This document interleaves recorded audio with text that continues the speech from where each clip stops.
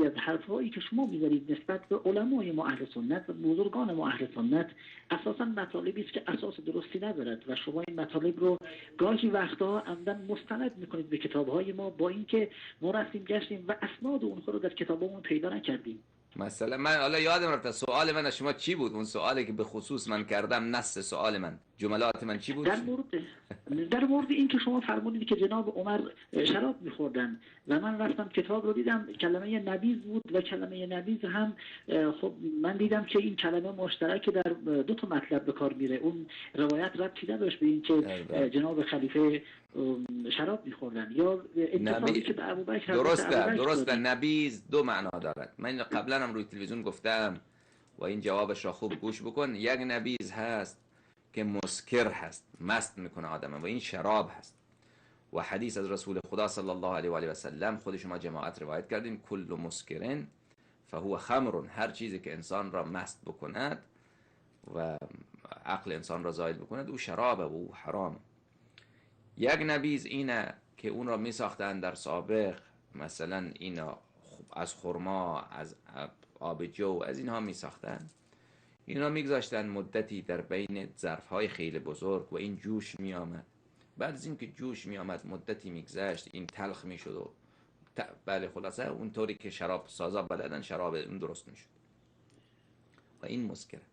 نبیذ دیگری هست که این نبیذ نمیگذارن که جوش بیاد، چیزی نداره، فقط ظرف آب را در بین ظرف آب شما مثلا یک دانه خرما بگذارید که این طعم این خرما آب خوب بشود. این آبی که شور هست، مثلا این آب در عرب آب عموما شور بود سابق، حالا بهتر شده چاه هست، لوله کشی است. سابق آبها شور بود، آب شیرین خیلی کم بود. بیشتر مردم از آبهای باران که در تالابها جمع می شدن از اونها استفاده می کردن، یا آب چاه بود که آب چاه شور بود. به خاطر این آبی که می کشیدن در بین این آب در ظرف آب یک دانه، دو دانه خرما، سه دانه خرما می ریختن که این آب کمی طعمش خوب بشود. این حرام نیست، این اشکالی نداره. خب نبیذ این دو معنا را دارد. حالا گوش کن جان من، گوش کن، حرف من تمام نشد. نبیذ این دو معنا را دارد. آیا نبیذی که عمر میخورد مسکر بود یا مسکر نبود؟ نبیذی که عمر میخورد آب بود، اینی که مثلا من در ظرف آب، حالا فرض بکنید این آبه، من در بین این فرض کنید یک دانه هل انداختم. شما اگر یک وقتی اینو یادتان بدن آب میخواید خوشمزه بشود، یک ظرف بزرگ آب بگیرید، در بینش 2 تا هل بگذارید. این دانه هل بعد از 2 روز، یک روز، یک چند ساعت که بمونه این آب را خیلی خوشبو میسازه. یعنی این چیز خوبی آدم این کار را بکنه. خب اما این آبه، این هل گذاشتم، خرما گذاشتم، این آبه، فقط چیزی عوض نشده. که کسی هم که میخوره میگه آب بده، بهش آب میدن، فقط یک کمی شیرین شده یا خوشبو شده. این که عمر میخورد کدامش بود؟ شما، من روایات را برای شما از کتاب‌های خود شما نشان دادم، یک روایت نیست چندین روایت، که کسی آمد پیش عمر آب خواست و اون خازن عمر بهش آب نداد، او خودش رفت از مشک آب عمر خورد و مست شد. خب شما به من بگو اون چیزی که داخل مشک آب عمر بوده چی بوده که مست شده اون شخص؟ اون نبیذی که عمر میخورد این شخص را مست ساخت، مگر اون نبیذی که به معنای مسکر هست اون نبیذی بوده؟ خب این خیلی واضحه جوابش. شما رفتی گشتی کدام کتاب را گشتی جان من؟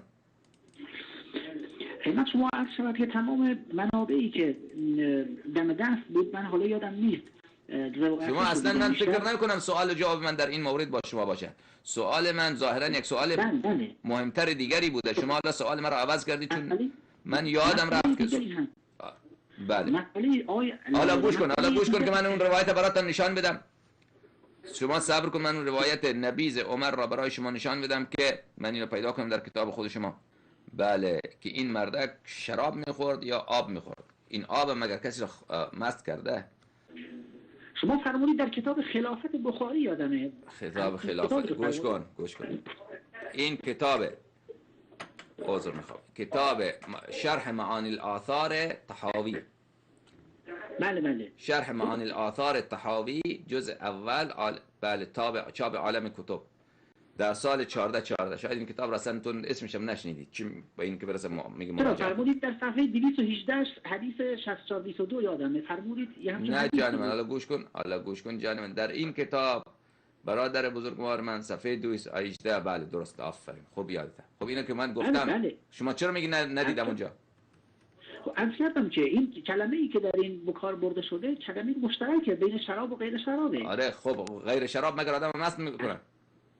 حالا اون مست شده به ما ربطی نداره، شاید اون قبل شراب خورده بود بعد آب روش خورده. آره آفرین. حالا من بهت نشون میدم. قبلا اون اگر اونجوری بود باید اونجوری نقل کنه. این صفحه بله 218 مجلد 4 باید برم. مجلد 4 شما برادر بزرگوار قبلا آب خورده بود، شراب خورده بود. چرا اینطوری میگی؟ این خلاف روایته. بله این صفحه 218 این بریم. بله صفحه 218 روایت 6443. بله 64 اینه 64 63. قال جاء رجل قد ظمأ الى خازن عمر. یک مرد تشنه‌اش بود آمد پیش اون کسی که خزانه‌دار عمر بود. فاستسقاه، از اون آب خواست، آب بهش نداد. فأتي بسطيحة لعمر فأتى بسطيحة لعمر، آمد پیش مشک عمر. فشرب منها فسکر، از اون مشک عمر خورد. فسکر، ببین فشرب منها فسکر، فا در زبان عربی به معنای تفریع هست. شما میدانی؟ گوش میکنی یا نه؟ بله بله بله. فشرب منها فسکر، از اون آب خورد و به سبب اون مست شد. از اون مشک عمر خورد، پس به سبب اون مشک عمر مست شده، نه اینکه قبلا به سبب چیزی که قبلا خورده مست شده. فشرب منها فسکر، از اون تا که خورد مست شد، به سبب اون. فا از برای تفریع. تفریع یعنی چی؟ ما قبل علت ما بعد. تفریع اصلا معنایش اینه. اذا جاءك عالم فاکرمه، اگر عالم نزد تو آمد پس او را احترام بکن. پس ما قبل علت ما بعد، یعنی آمدن عالم علت وجوب احترام او هست که اگر نیامد واجب نیست احترام بکنی. خیلی خوب، اینجا هم اینطور اون ما قبل را تا خورد بعد این مست شد. پس اون حرفی که شما میگید که این قبلا خورده بوده شراب در این روایت اصلا نیامده و این از چیزی از جیب خود در آوردی. و این که سبب اصلا صریحه که سبب سکران او، سبب این که او مست شده همین شرب از مشک عمر بوده. بعد گوش کن بعدش چیه؟ بله فجلده گوش کن. بله پس عمر گرفت او را شلاق زد. قال انما شربت من شرابک، من فقط، انما از برای چی؟ حسره، من فقط از شراب تو خوردم. فقال و این کان، عمر گفت که باشه فقط از شراب من خورده باشه. خب این صریحه که از جای دیگر نخورده. اگر از جای دیگر میخورد باید عمر میگفت که تو از من نخوردی، این شراب را قبلا جای دیگر خورده بودی. لذا روایت با اون ابا دارد اون چیزی که شما میفرمایید. بعد روایت دیگر 64 63. بله جاء رجل الى خازن عمر فاستسقاه. بله فأتى بسطيحة لعمر فشرب منها فسكر فأتى به فاعتذر إليه وقال إنما شربت من سطيحتك، فقد من از مشک تو خوردم. انما فرای عصر، من فقط مشک تو خوردم، از جای دیگر نخوردم. فقال عمر انما اضربك على السكر، من تو را میذارم که چرا مست شدی. پس این واضحه اون چیزی که در بین مشک عمر بود او مست میساخت، او شراب بوده. این پس نبیزی که در مشک عمر هست نبیز نیست که شما بگید نبیز به معنای آب خوشبو، آب مثلا معطر.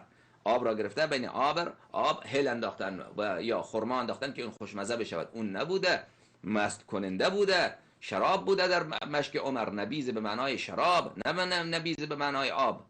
لذا برادر بزرگوار اون حیله‌ای که علمای شما با شما کردن بگی جواب این دو روایت را بده. بفرما.